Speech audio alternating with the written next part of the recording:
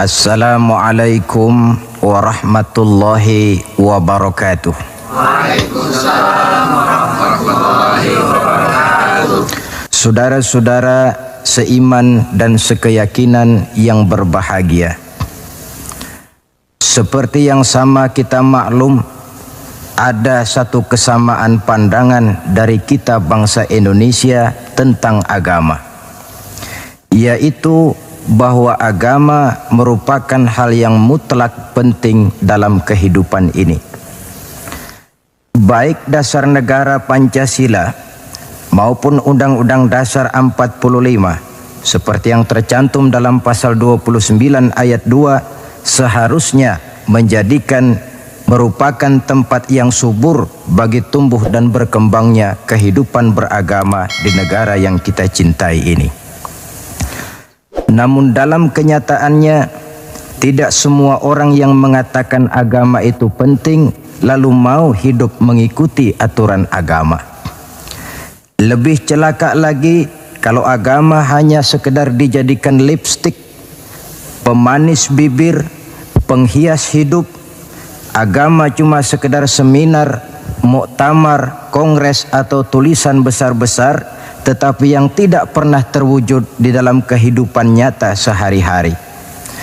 Oleh karena itu, dalam rangka ikut serta memantapkan kehidupan beragama di negara yang kita cintai ini, pada pertemuan kita kali ini saya akan mencoba menjelaskan bagaimana seharusnya sikap seorang muslim terhadap Islam. Ayat yang saya bacakan di awal tadi merupakan surah terpendek ketiga dalam Al-Quran sesudah surah Al-Kautsar dan surah Al-Ikhlas, di mana Allah Subhanahu wa Ta'ala menyatakan, demi masa sesungguhnya manusia pasti berada di dalam kerugian kecuali orang-orang yang beriman, beramal saleh, nasihat menasihati di dalam kebenaran, dan nasihat menasihati dengan cara yang sabar. Apabila kita dekati ayat ini, akan segera nampak di dalamnya 4 sikap seorang muslim terhadap Islam.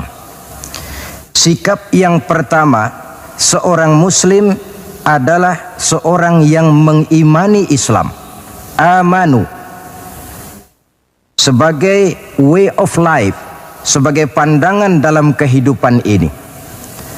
Masalahnya kemudian, bagaimana seorang muslim mengimani Islam sebagai agamanya?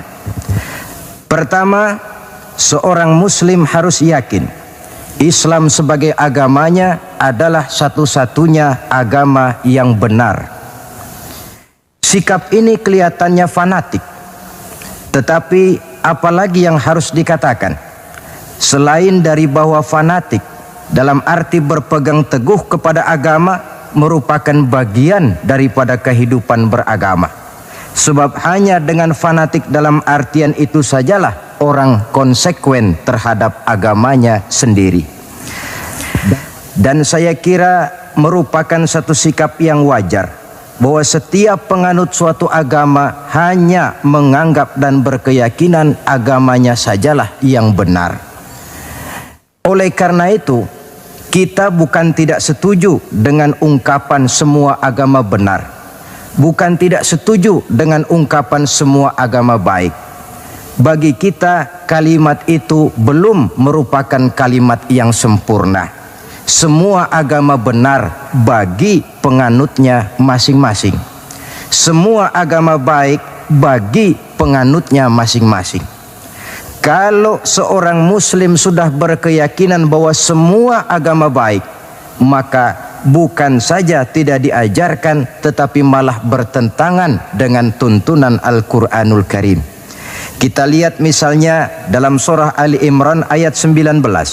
Allah menyatakan, inna dina indallahil Islam. Agama yang diridhoi Allah itu hanya agama Islam. Selanjutnya dalam Ali Imran 85 Allah menjelaskan, wa may yabtaghi ghairal islami dinan fala yuqbala minhu fahuwa fil akhirati minal khasirin. Orang yang mencari agama selain daripada Islam, maka agamanya tidak akan diterima dan di akhirat nanti dia akan termasuk ke dalam golongan orang-orang yang merugi.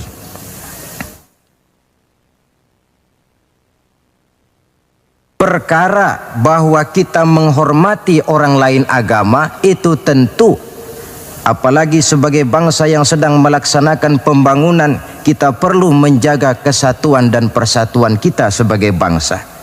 Tetapi menghormati orang tidak identik dengan menghormati agamanya. Satu hari, saudara-saudara, ketika Rasulullah Sallallahu Alaihi Wasallam sedang berkumpul dengan para sahabat, lewatlah serombongan orang mengusung jenazah. Rasul berdiri, sahabat ikut berdiri. Ketika jenazah sudah lewat, seorang sahabat memberitahu, "Ya Rasul, yang tadi diusung orang itu jenazah Yahudi. Kenapa Tuhan berdiri memberikan hormat sampai kita juga ikut berdiri?" "Jenazah Yahudi," kata Rasul. "Iya."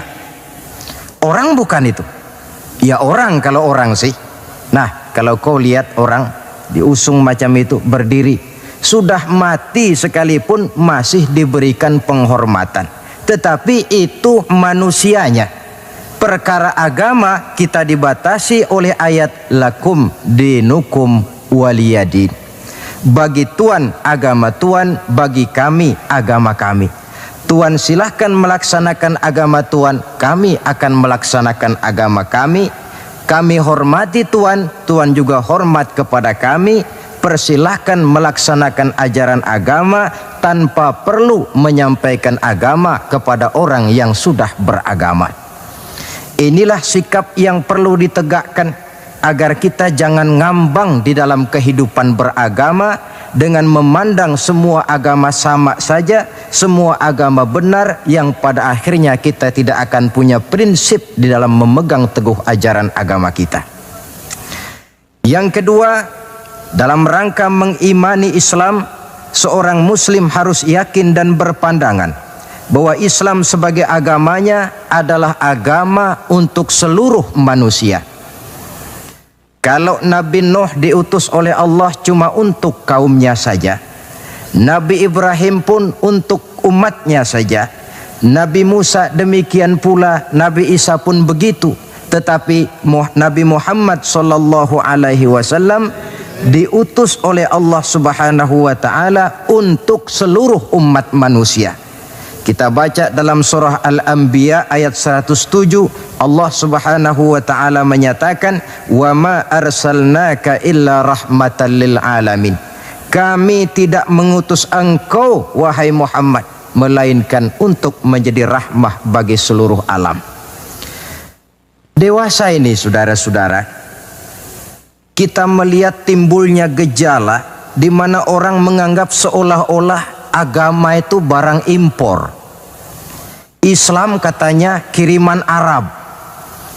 Buktinya Quran bahasa Arab, hadis bahasa Arab, solat menggunakan bahasa Arab. Nah, akibat timbulnya pemikiran semacam ini, mulai nampak gejala orang menghindarkan diri daripada Islam. Sebenarnya bahwa Arab sebagian besar memang Islam, itu harus kita akui.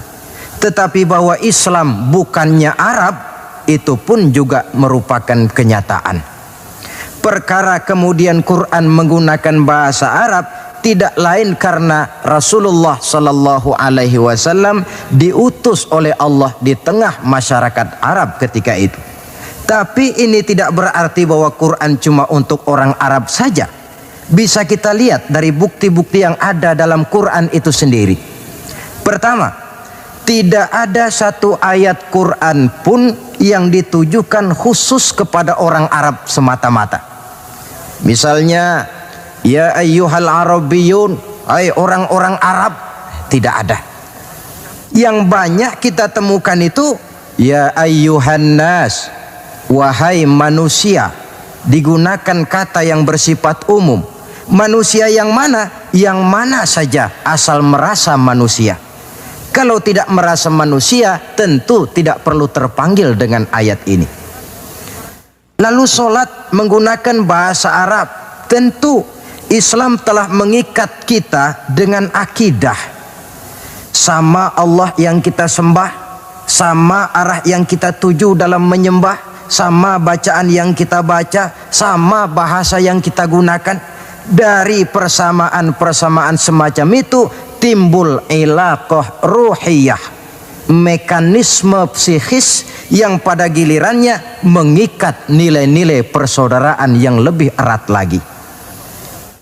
Cobalah kalau misalnya sholat saja dibiarkan tiap orang menggunakan bahasanya sendiri-sendiri, itu di samping akan menimbulkan berbagai kesulitan, kontak batin tidak akan cepat terwujud.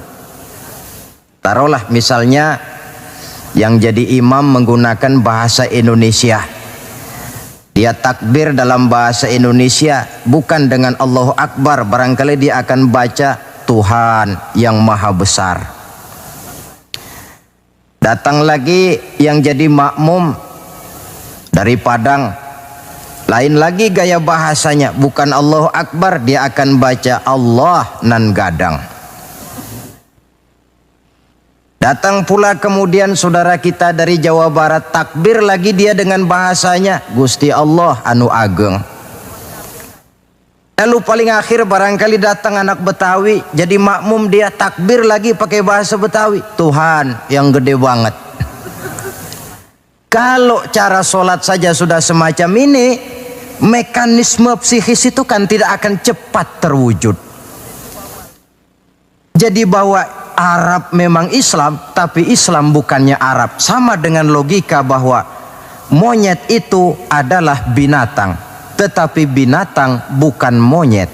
Monyet cuma salah satu jenis dari sekian ratus jenis binatang yang ada di alam ini. Sebab itu mengikuti Islam tidak berarti mengikuti Arab, tetapi mengikuti kebenaran yang diturunkan oleh Allah Subhanahu wa ta'ala. Maka seorang muslim harus yakin Islam adalah agama untuk seluruh manusia. Yang ketiga, dalam rangkaian mengimani Islam, seorang muslim harus yakin dan berpandangan Islam sebagai agamanya adalah agama terakhir yang dibawa oleh Rasul terakhir. Tidak ada Rasul sesudah beliau dan tidak ada agama lagi sesudah Islam. Dalam surah Al-Ahzab ayat 40 kita temukan penjelasan dari Allah Subhanahu wa ta'ala, "Ma kana Muhammadun aba ahadim min rijalikum walakin Rasulullah wa khataman nabiyyin." Muhammad itu bukan bapak dari salah seorang kamu. Ia adalah utusan Allah dan penutup para nabi. Sebagai konsekuensi daripada ini ialah bahwa jikalau di zaman sekarang ini ada orang mengaku menjadi nabi, ada orang mengaku menjadi rasul, biar serbannya besar, biar jubahnya hebat, biar jenggotnya nyengser sampai ke bawah, biar bahasa Arabnya fasih, mengaku dia menjadi rasul, kita wajib untuk tidak percaya. Sekali lagi, kita wajib untuk tidak percaya. Ini sebagai konsekuensi bahwa kita yakin Islam agama terakhir. Yang keempat, dalam rangka mengimani Islam, seorang muslim harus yakin Islam sebagai agamanya adalah batas kemungkinan. Apakah seseorang bisa mendapat ampunan Allah atau tidak? Dengan kata lain, Islam adalah batas antara sorga dan neraka. Ada orang yang tidak terlalu simpati kalau kita memvonis masalah agama dengan sorga dan neraka. Tetapi sebenarnya memang itulah hakikat daripada kehidupan beragama. Itulah terminal akhir. Agama itu masalah halal dan haram, masalah benar dan salah, masalah hak dan batil, dan pada penghujungnya masalah sorga dan neraka. Dalam Islam artinya dalam tauhid. Dalam tauhid artinya dalam daerah kemungkinan memperoleh ampunan. Di luar Islam, di luar tauhid. Di luar tauhid, syirik.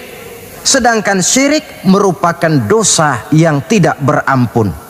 Kita baca dalam surah An-Nisa ayat 48 yang diperkuat pada surah yang sama ayat 116. Allah menjelaskan, innallaha la yaghfiru ayyushraka bihi syai'a wa yaghfiru ma duna dzalika liman yasha. Allah tidak akan memberikan ampun kepada orang yang menyekutukannya dengan sesuatu, tapi Allah akan mengampunkan dosa yang selain itu bagi orang yang dikehendakinya. Jadi yang namanya dosa, sepanjang tidak syirik, sepanjang orang tidak menyekutukan Allah, bagaimanapun besarnya dosa, masih dalam batas-batas kemungkinan memperoleh ampunan Allah. Kalau sudah di luar tauhid, jatuh kepada syirik, sudah di luar jangkauan kemungkinan untuk mendapatkan ampunan dari Allah Subhanahu wa ta'ala. Saudara-saudara seiman dan sekeyakinan, empat cara di dalam kita mengimani Islam ini pada gilirannya akan memberikan warna di dalam kehidupan kita. Nilai-nilai iman semacam inilah yang kita kehendaki agar kita selamat daripada kerugian seperti yang dijelaskan Allah dalam awal surah Al-Asr itu tadi. Nah, sekarang sikap yang kedua. Bagaimana sikap seorang muslim terhadap Islam setelah amanu, setelah dia mengimani Islam? Yang kedua, wa amilus shalihat. Seorang muslim adalah seorang yang mengamalkan Islam. Sebab apa? Kita tentu maklum, iman konsepsi ideologis yang bersifat abstrak, sedangkan amal refleksi yang ditimbulkan oleh nilai-nilai iman itu. Iman ibarat strom, tidak nampak oleh pandangan mata zahir. Kita tidak bisa melihat strom itu. Yang bisa kita lihat gejala yang ditimbulkan oleh strom, baik dalam bentuk terang misalnya, suara, gema, gerak, dan sebagainya. Iman tentu saja tidak kelihatan, tapi bisa dinilai dari amal yang dikerjakan oleh orang. Artinya, kalau ada iman, tentu dia beramal. Iman mendorong manusia untuk beramal. Itulah sebabnya dalam banyak ayat-ayat Al-Quran, kata-kata amanu selalu berangkaian dengan wa amilus shalihat. Amanu wa amilus shalihat, sebagai pertanda bahwa iman dan amal merupakan hal yang tidak terpisahkan satu sama lain. Nah, untuk bisa hidup mengamalkan Islam, tentu harus didahului dengan mengilmui Islam. Sebab bagaimanapun juga mengamalkan Islam tanpa didasari oleh mengilmui Islam, maka besar kemungkinan amaliyah kita akan sia-sia adanya. Yang akan rugi tentu kita sendiri. Oleh sebab itu, setelah mengimani Islam, kita berkewajiban mengamalkan Islam dengan didahului oleh pengetahuan tentang Islam. Jangan sampai seperti yang nampak banyak sekarang ini, di mana orang memandang Islam itu seperti orang buta mengenal gajah. Ini yang barangkali dalam istilah para sosiolog disebut dengan frame of reference, kacamata pandangan yang salah. Ada 3 orang buta dilepas ke kebun binatang, disuruh kenal gajah. Saya yakin laporannya pasti lain-lain. Orang buta pertama datang, lapor pak, yang namanya gajah kecil panjang seperti ular. Kenapa dia laporan macam ini? Sebab kebetulan yang dia pegang ekornya. Datang orang buta kedua, ngotot, salah pak, itu tidak betul. Yang paling betul saya pak. Kalau gajah itu pak, kecil, besar, tipis, lebar, seperti kipas.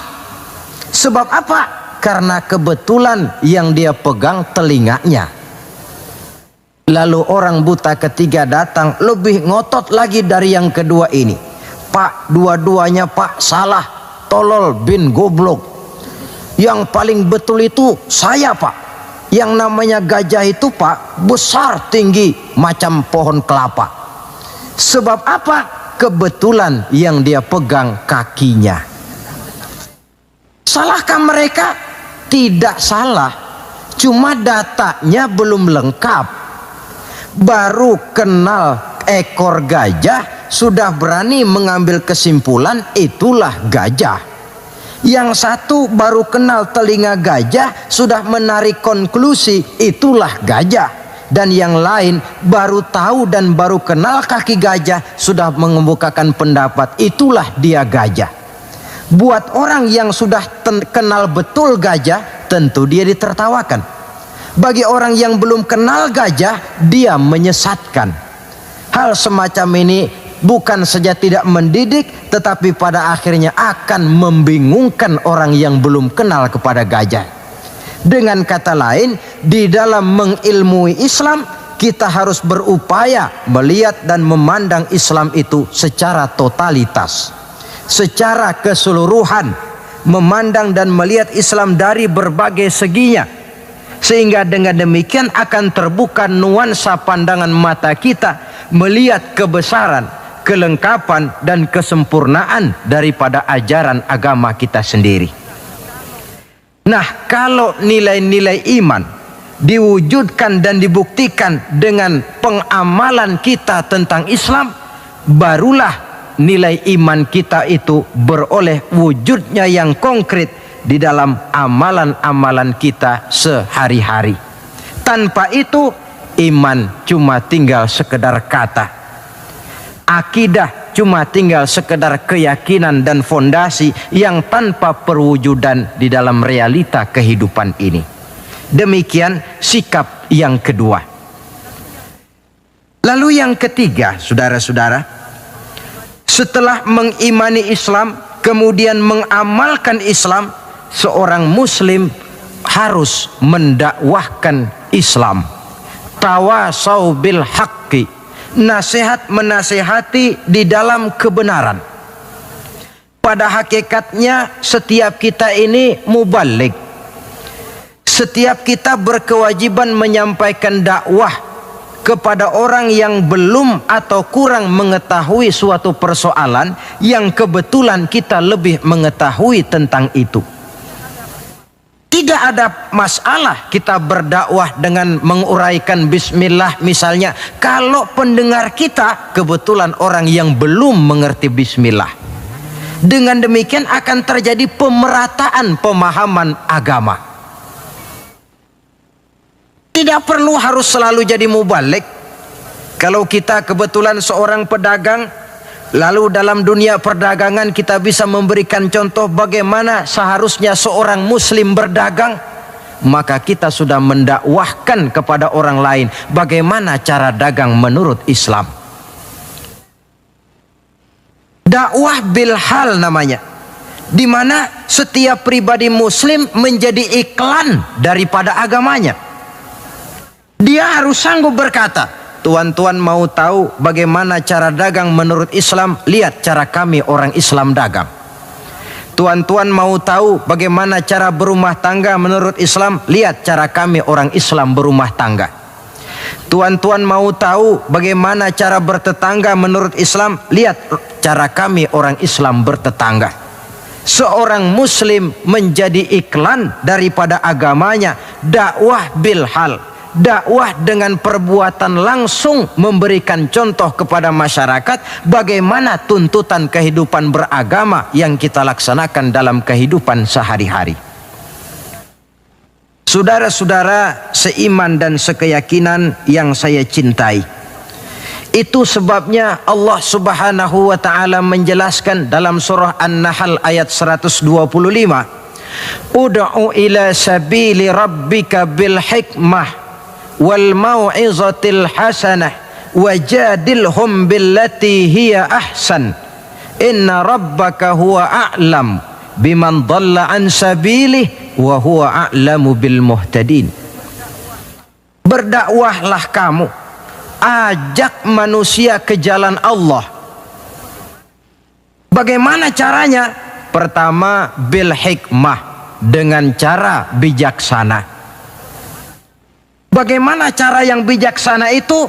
Baik Al-Quran maupun As-Sunnah banyak menjelaskan pola-pola kebijaksanaan dalam pelaksanaan dakwah. Kita ambil satu trik saja.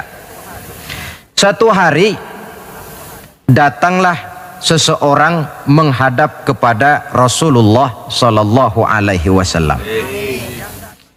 Yang datang ini, kalau istilah sekarang, biang okem. Datang dia menghadap baginda Rasul. Sesampainya di sana, dia bilang, "Ya Rasul, bagaimana? Saya ini mau masuk Islam, boleh apa tidak?" Boleh. Lalu dia mengucap 2 kalimat syahadat.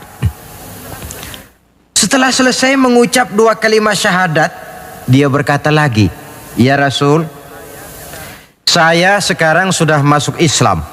Bagus. "Saya cinta Islam." Bagus. "Saya juga cinta kepada Anda ya Rasul." Bagus. "Cuma saya juga cinta kepada dosa ya Rasul. Terus terang saja saya ini suka judi, saya suka zina, dan saya senang mabuk. Dan saya belum bisa meninggalkan semua itu." Marahkah Rasul mendengar keterus terangan orang ini? Dihardikkah orang ini oleh Rasul? "Macam apa kau, sama Islam cinta, sama dosa juga cinta?" Ternyata tidak. Mendengar keterus terangan orang ini, baginda Rasul tersenyum. Seraya bersabda, "La ba'sa bih." Tidak apa-apalah. "Jadi kau senang zina?" "Iya." "Mabuk?" "Wah, hampir tiap malam saya teler." "Judi?" Itu lagi hobi saya." "Dan kau belum bisa tinggal semua itu?" "Belum ya Rasul." "Tidak apa-apalah. Cuma begini saja. Mau tidak kau janji dengan saya?" "Apa ya Rasul?" "Mulai sekarang kau akan meninggalkan dusta. Kau akan jadi manusia jujur, jangan bohong. Satu itu saja yang saya minta. Sanggup?" "Cuma itu ya Rasul." "Cuma itu?" Saya kira apa? Kalau cuma urusan gak bohong sih gampang lah itu. Sanggup saya." "Sanggup?" "Sanggup." "Mari berjanji." Dijabat tangannya oleh Rasul, berjanji tidak akan bohong dia. Dalam perjalanan pulang, orang ini berkata dalam hati, "Ma ashala ma talaba hadzan nabil karim." Alangkah mudahnya permintaan Rasul ini. Saya sudah berterang-terangan suka judi, suka zina, suka mabuk. Tidak disuruhnya meninggalkan semua itu, cuma diminta jangan bohong saja. Dia kira orang nggak bohong itu gampang.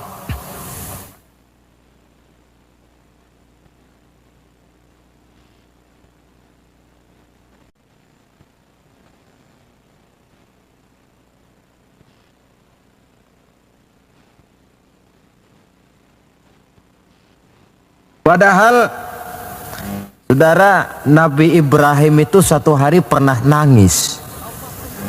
Allah tegur Ibrahim, "Kenapa nangis kamu ini?" Kata Nabi Ibrahim, "Ya Allah, bagaimana saya tidak nangis? Saya ingat-ingat Nabi Adam itu dosanya cuma satu, tidak boleh makan buah khuldi, dia makan. Kau begitu murka, kau usir dia dari surgamu. Saya ini ya Allah, seumur hidup saya pernah 3 kali bohong. Bagaimana saya mengharap surgamu?" Itu yang bikin saya nangis. 3 kali seumur hidup, 3 kali bohong. Nabi Ibrahim nangis. Kita ini 1 hari 17 kali bohong, nyengir aja, gak ada nangisnya.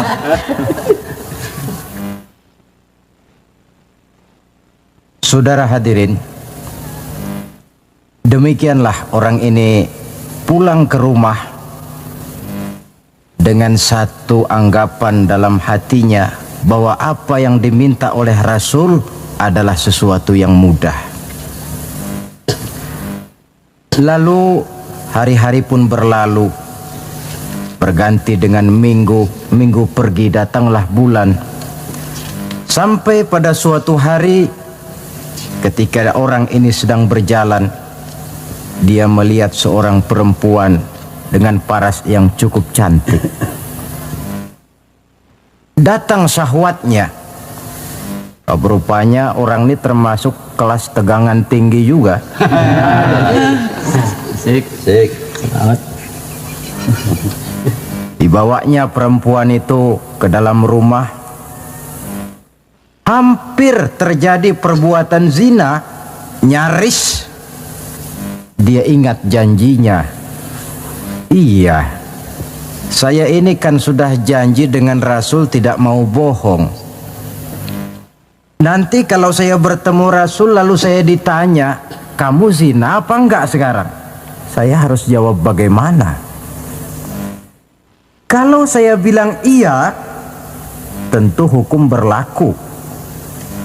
Kalau saya bilang tidak, artinya saya bohong. Padahal saya sudah berjanji tidak mau bohong. Peranglah antara bisikan iman dan bisikan nafsunya. Ternyata kemudian bisikan iman ini menang. Tidak jadi dia lakukan perbuatan zina itu. Lain waktu dia melihat sesuatu yang indah menawan, terdetik dalam hatinya mau mencuri. Sudah dia ulurkan tangan hendak mencuri itu, ingat lagi, saya sudah janji dengan Rasul tidak mau bohong. Kalau satu hari saya bertemu beliau ditanya saya kau mencuri apa tidak, bagaimana saya harus menjawab? Saya katakan iya, tentu hukum berlaku. Kalau saya bilang tidak, artinya saya bohong. Perang lagi iman dan nafsunya. Akhirnya iman menang, tidak jadi dia mencuri. Begitulah orang ini tiap kali mau melakukan kejahatan, ingat janjinya kepada Rasul bahwa dia tidak mau bohong. Sampai akhirnya dia tidak pernah jadi melakukan berbagai macam kejahatan. Paling akhir dia datang menghadap Rasul, ya Rasul sodakta, ya Rasul Anda benar. Kenapa? Yang Anda minta cuma satu, jangan bohong. Tapi rupanya itu pokoknya ya Rasul. Saya ternyata tidak berkutik. Sampai paling akhir dia menjadi salah seorang sahabat yang terbaik dari baginda Nabi. Sebab apa? Hanya diminta meninggalkan bohong oleh Rasul. Ini pola dakwah yang dilaksanakan oleh Rasul dengan cara bijaksana. Processingnya melalui tahapan yang sesuai dengan kemampuan orang. Contoh lain.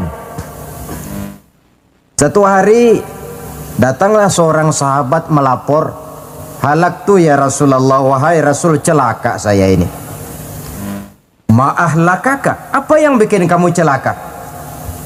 Dia bilang, waqa'tu ala imra'ati fi Ramadan.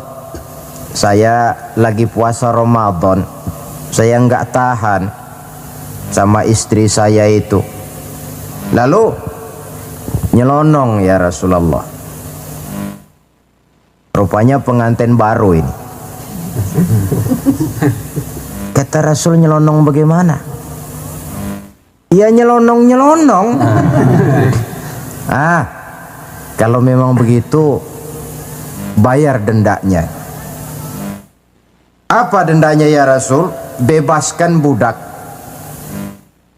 Waduh, saya tidak punya budak ya Rasulullah. Tidak punya? Tidak punya. Puasa 2 bulan berturut-turut. Ya Rasul, tidak kuat saya. Tidak kuat? Tidak kuat, jangankan yang 2 bulan, yang sebulan aja nyelonong. Bagaimana yang 2 bulan, saya tidak sanggup ya Rasul. Kalau memang tidak sanggup juga, beri makan 60 fakir miskin, satu orang satu mud. Ya Rasul, jangankan memberi makan 60 fakir miskin, istri saya ini di rumah 1 hari masak, 3 hari libur. Saya ini orang susah. Lagi pula saya pikir orang ini kebangetan juga, sudah melarat sama larangan kok berani. Rasul tersenyum kemudian masuk ke dalam kamar, keluar lagi beliau membawa sekeranjang kecil kurma. Kalau kau memang tidak punya apa-apa, bawa pulanglah ini, sedekahkan kepada orang-orang miskin di kampungmu sebagai pembayar dendamu. Ya Rasulullah, apa lagi? Di kampung saya itu yang paling miskin saya. Bukan main. Akhirnya Rasul cuma senyum, beliau bilang, ya sudah, bawa pulanglah nih, beri makan anak istrimu di rumah. Sudah melanggar larangan, dapat korma pula. Pola kebijaksanaan semacam ini menunjukkan elastisitasnya watak Islam itu. Tidak kalau sudah begitu ya mesti begitu. Kita saja kan besar ini lewat tahapan. Begitu lahir kita cuma minum air susu ibu. Meningkat besar sedikit baru kita makan pisang. Lalu sudah besar lagi, agak besar lagi, baru bubur.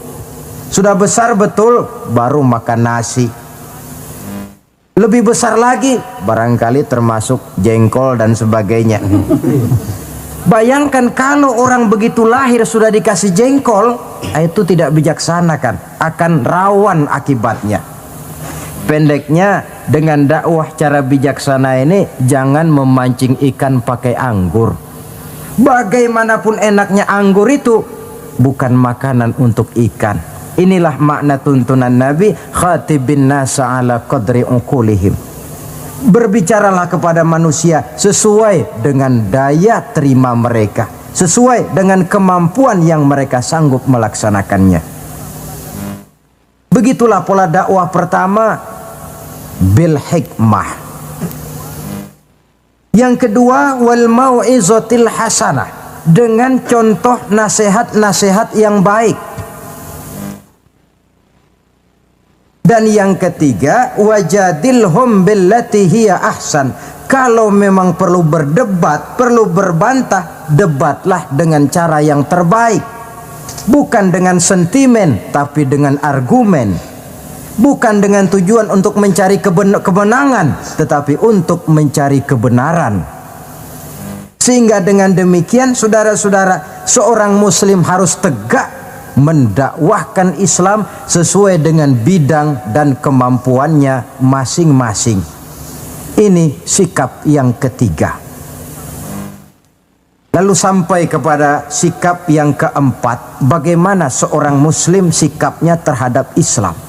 Yaitu yang keempat, watawasau bis sabr, bersabar dalam Islam. Setelah kita mengimani Islam, mengamalkan Islam, kemudian mendakwahkan Islam, pada yang keempat, bersabar dalam Islam. Sebab apa? Perjalanan mengimani Islam, mengamalkan Islam, mendakwahkan Islam, bukan perjalanan yang lurus bertabur bunga di kanan kirinya.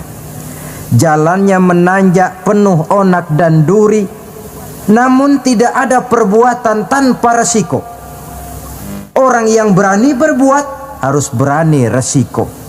Mengimani Islam ada resikonya, mengamalkan Islam ada resikonya, mendakwahkan Islam, menegakkan yang ma'ruf, menghancurkan yang munkar pun ada resikonya. Bersabar dalam Islam. Bagaimana orang yang sabar itu? Allah menjelaskan, wa basyiris sabirin allazina iza asabathum musibah qalu inna lillahi wa inna ilaihi raji'un. Orang yang sabar tidak lain adalah orang-orang yang kalau mereka mendapat musibah, terkena satu kesulitan, kembali kepada konsepsi dasar inna lillahi wa inna ilaihi raji'un. Kami berasal dari Allah dan kepada Allah pula kami akan kembali. Bukan ucapan itu yang penting, tapi penghayatannya.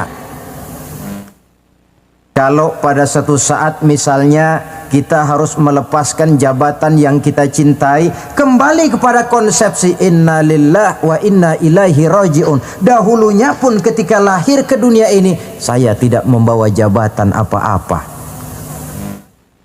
Kalau satu saat kita kehilangan harta benda yang sangat kita sayangi, kembali kepada konsepsi dasar. Dahulunya pun waktu terlahir ke alam ini, saya tidak membawa apa-apa. Inna lillah wa inna ilaihi raji'un. Di belakang itu lalu baik sangka bahwa musibah, kepahitan dan penderitaan hidup bagaimanapun pedihnya, di belakang itu tentu mengandung hikmah. Cuma barangkali mata kita saja yang agaknya kurang terbuka untuk menelusuri hikmah di belakang itu. Lalu timbul semacam protes. Kenapa kesulitan yang datang menimpa saya? Padahal saya mengimani Islam, mengamalkan Islam, mendakwahkan Islam. Kenapa mesti kesulitan yang saya hadapi? Timbul protes dalam hati. Padahal hikmah di belakang itu tentu ada. Dan setiap muslim menghadapi bagaimanapun besarnya kesulitan, dia harus tetap husnuzon, baik sangka kepada Allah, dengan satu keyakinan di belakang setiap kesulitan mesti ada hikmahnya. Dahulu ada seorang petani, dia selesai bekerja di ladang, istirahatlah dia, tidur di bawah pohon beringin. Di sebelah pohon beringin ini ada pohon labu. Sambil tidur-tiduran dia berpikir, kalau saya lihat-lihat Tuhan ini tidak adil, katanya. Masa pohon beringin pohonnya besar, buahnya kecil. Lalu pohon labu pohonnya kecil, pohonnya kecil kok buahnya besar. Ah, Tuhan bukan arsitek ulung ini. Tidak adil ini. Mestinya supaya enak dilihat itu beringin yang pohonnya besar, buahnya besar sebesar buah labu. Lalu pohon labu yang pohonnya kecil, buahnya kecil-kecil sajalah sebesar buah beringin. Baru adil rasanya itu.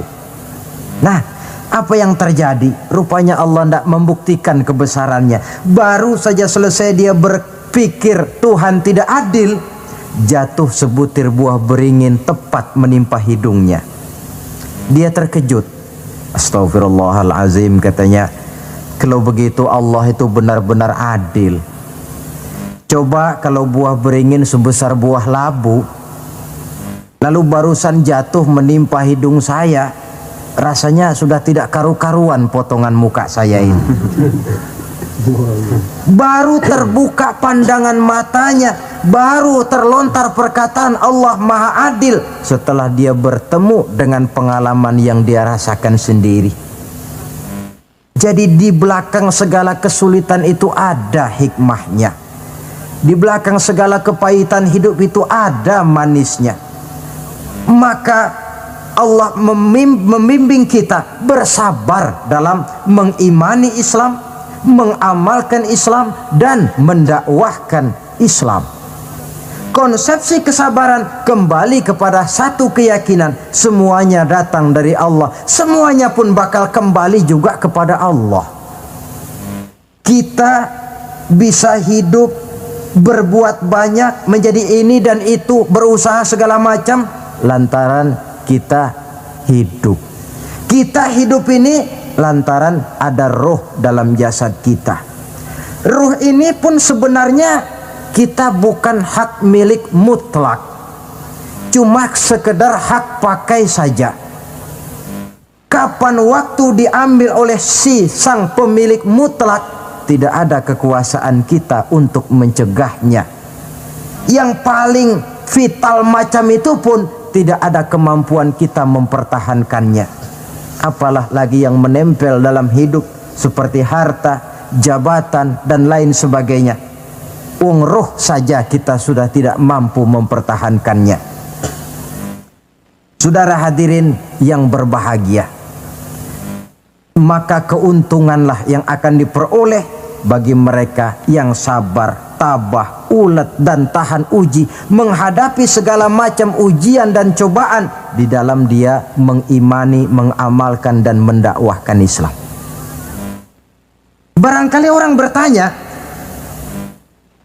kenapa sih kok orang-orang yang beriman saja yang kelihatannya banyak sekali diuji? Nah, itulah yang masalahnya memang. Justru yang beriman yang diuji. Lagi pula kalau tidak ada imannya, yang mau diuji apanya dong? Tidak ada. Dalam logika sehari-hari jelas saja yang ulangan itu anak sekolah. Kalau tidak sekolah, kira-kira ulangan apa tidak? Ya. Tidak. Kan tentu tidak. Mau naik kelas berapa, mau sekolah saja tidak. Justru yang beriman itu yang diuji, yang hidupnya mengimani Islam, mengamalkan Islam, mendakwahkan Islam. Makin tinggi kualitas iman, makin berat cobaan dan ujian itu. Sehingga Allah menjelaskan, ahasiban nasu ayyutraku ayyakulu amanna wahum la yuftanun. Adakah manusia menyangka mereka akan dibiarkan saja mengatakan amanna, kami mengimani Allah, kami mengimani Islam, wahum la yuftanun, padahal mereka belum diuji lebih dahulu. Artinya, jikalau kita sudah berani berkata saya iman kepada Allah, saya mengimani Islam dengan sepenuh keyakinan, siap-siaplah menghadapi cobaan dan ujian. Dan yang namanya cobaan ini tidak selalu yang berbentuk susah. Wa nabluukum bil khairi wasyarri, kata Allah, kami akan coba, kami akan uji kamu dengan yang enak dan dengan yang tidak enak. Jadi bukan cuma sakit cobaan, sehat juga ujian. Bukan cuma miskin ujian, kaya pun cobaan. Tidak punya uang, cobaan. Banyak uang, ujian. Tapi kan belum pernah kita dengar ada orang bilang, Pak, saya lagi diuji oleh Allah. Kenapa? Uang saya lagi banyak, Pak. Belum ada orang berkata macam begitu. Kalau sudah bangkrut, pailit, nah barulah dia merasa diuji Allah. Dan dalam kenyataan banyak orang lulus ketika diuji dengan kemiskinan, tapi gagal berantakan setelah dia dicoba dengan kekayaan. Banyak yang ingat Allah dikala dia sakit, dan manakala dia sudah sehat Allah pun dilupakan. Ketika miskin dia hamba Allah, setelah kaya pindah menjadi hamba harta. Ketika dia orang biasa, dia hamba Allah. Naik pangkat, punya jabatan, pindah budak pangkat, budak jabatan. Tidak sesuai lagi antara ucapan dan perbuatannya. Baik, barangkali kita bercermin dari kehidupan seorang nabi, yaitu Nabi Ayub alaihi salam. Beliau ini orang kaya. Iblis itu paling tidak senang kalau ada orang baik. Dia lapor, wahai Allah, hambamu yang namanya Ayub ini dia rajin ibadah cuma karena kaya saja kau berikan harta. Coba kalau dia bangkrut, jatuh miskin, rasanya dia berhenti ibadah. Ah, iblis, aku tahu Ayub itu hambaku yang ikhlas. Saya buktikan ya Allah, silakan. Turunlah iblis ke alam ini. Mula pertama yang dia rusak adalah harta benda Nabi Ayub. Sawah ladang dibikin rusak, binatang ternak binasa, sehingga dalam waktu relatif singkat jatuhlah Nabi Ayub dari orang paling kaya menjadi orang paling miskin. Kalau orang miskin jadi orang kaya, itu rasanya tidak terlalu, ya paling-paling lupa diri. Tapi kalau sudah dari kaya tahu-tahu jatuh miskin, ini yang kalau kurang-kurang kuat kan bisa mengalami semacam mental breakdown, mengalami komplikasi. Waktu itu Nabi Ayub sedang ibadah di mihrab dalam masjid, datang iblis. Saudara Ayub, iya. Sedang ibadah ya? Iya. Menyembah Allah. Iya. Tahu nggak kau ini? Kenapa? Allah yang sedang kau sembah ini dia sudah bikin miskin kamu. Sawah ladangmu rusak, binatang ternakmu binasa, dan kau sekarang sudah jadi orang paling miskin. Buat apa menyembah Tuhan macam itu yang sudah bikin miskin kamu? Inilah iblis ini, kepada Nabi Ayub bicaranya lain, kepada Allah bicaranya lain. Kata Nabi Ayub, benar itu. Benar. Sawah ladang saya rusak. Iya. Binatang ternak saya binasa. Iya. Dan saya sekarang jadi orang paling miskin. Betul. Kata Nabi Ayub, beliau malah tidak mengucapkan innalillah. Yang beliau ucapkan apa? Alhamdulillah alladzi a'tani wa akhadha minni. Alhamdulillah, segala puji bagi Allah yang telah memberikan harta kepada saya dan sekarang Allah pula yang mengambilnya. Allah yang memberi, Allah yang mengambil. Tidak ada masalah bagi Allah. Iblis cuman ibadah jalan terus. Kembali beliau ibadah. Keki bukan main iblis ini. Inilah sebagian dari cerminan orang yang punya fondasi dan kesadaran kepada penghayatan tentang kalimat inna lillah wa inna ilaihi raji'un. Kadang-kadang kita cuma sekedar ucapan tanpa penghayatan. Terkena musibah mulutnya sih tidak berhenti inna lillah, tapi nangisnya juga tidak mau berhenti. Tidak diiringi dengan kesadaran dari Allah segalanya berasal dan kepada Allah segalanya pun juga akan kembali. Nah, kalau sadarlah kita bahwa tidak ada satu perbuatan tanpa resiko, dan resiko dalam mengimani, mengamalkan dan mendakwahkan Islam merupakan sesuatu yang indah. Yang kalau kita hadapi dan kita modali dengan sabar, tentu buahnya akan nikmat kita rasakan dalam perjalanan hidup ini. Tanpa kesabaran, maka boleh jadi usaha kita pun akan sia-sia. Bukankah Imam Ali karramallahu wajhah pernah mengatakan, haqqun bila nizamin yaghlibuhul batil binizamin. Kebenaran yang tanpa nizam, tanpa kesabaran, tanpa taktik dan strategi, dapat dengan mudah dihancurkan oleh kebatilan yang menggunakan taktik dan strategi. Tentu kita menginginkan nilai-nilai Islam ini tegak di masyarakat, tapi ini merupakan processing yang bukan seperti orang makan pisang. Hari ini dimakan, hari ini kenyang, dan hari ini juga kadang-kadang bisa keluar lagi. Perjuangan menegakkan nilai-nilai Islam ini satu proses